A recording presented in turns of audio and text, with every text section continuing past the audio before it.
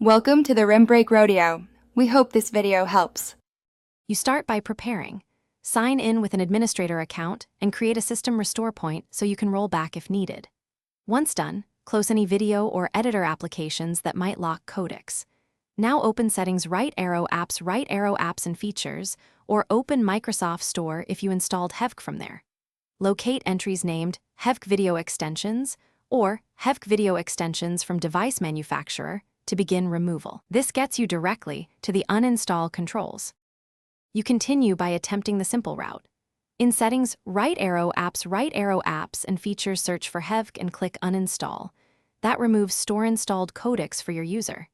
If the Uninstall button is missing or the package is provisioned system-wide, open PowerShell as administrator.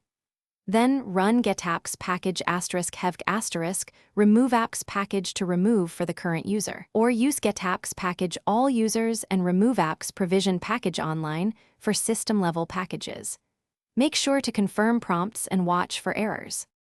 To finish, restart Windows to ensure codec DLLs are unloaded and the system catalog updates. After reboot, test a sample Hevc file with a player like Movies and TV or VLC to confirm removal or continued playback issues. If you want Hevc gone system-wide, verify you removed provisioned packages and uninstall any third-party codec packs. If something goes wrong, use the system restore point you created, or run PowerShell as administrator, and repeat the